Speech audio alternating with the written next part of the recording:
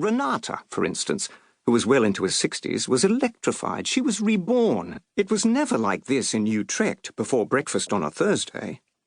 Malcolm from Melbourne was hovering between euphoria and panic, as dancers often do, amazed to find he had it in him to caper like this in public, yet at the same time unnerved, like a hang glider coming into land. While the couple from Kuala Lumpur were literally in an altered state. They were not just spry anymore, they really were kids at play again, a little bewildered, but youthfully loose-limbed, bursting with energy. For now, at least. I was bothered, however slightly, for the same reason I'm bothered by gyms, I suspect, not to mention joggers. Neither gyms nor joggers disturb me deeply. I'd like that to be unequivocally clear from the start. I don't think they should be banned. Even with reasonably good health and a mind in working order, it's hard to grow old well. Round and round we go in ever-tightening circles, like water down a plug hole, and then we're gone.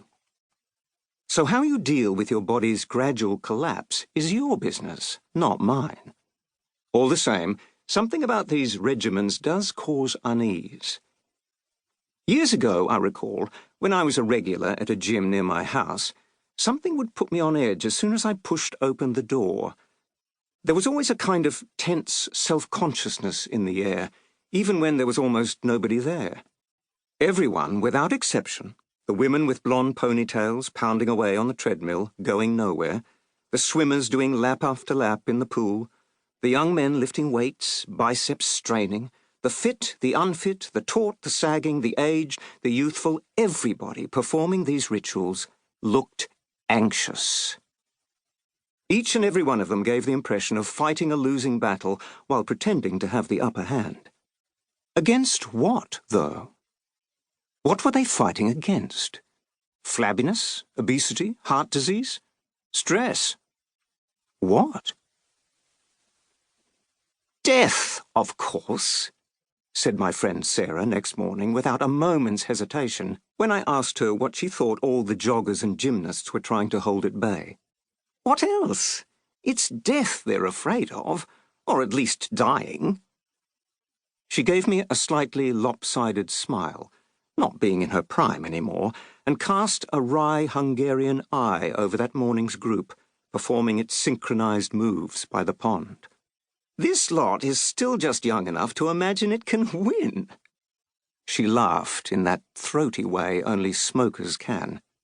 She was looking more and more like Maggie Smith that winter, as a host of women of a certain class eventually do.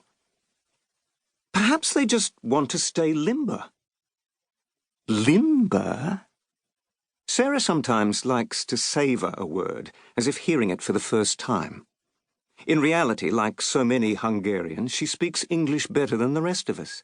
Limber is always good, of course. Covers a host of sins. And lithe, I said. I'm a fan of lithe. Freddie Mercury was lithe, and Zoroastrian too, from Zanzibar, but my mind was wandering. Still, at root, she said, eyes fixed on the group gyrating in the sun, I think they simply want to avoid getting old and facing what comes next. I can't say I blame them at their age. But you can't win at that game, can you? No, it's quite futile. None of it works, I mumbled, half under my breath. Time passes and things fall apart. I studied the merrily cavorting crew, all gleaming in the sun. In the end, their brains will liquefy and dribble out of their mouths and ears just like everyone else's. I suppose they will. At our advanced age, this thought does not unduly alarm us.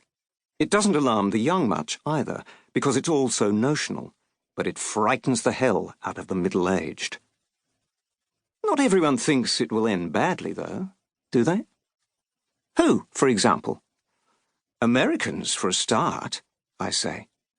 Americans seem to have an inborn predilection for happy endings. They confuse life with singing in the rain. Everything's going to be just fine. The beat was from Staying Alive.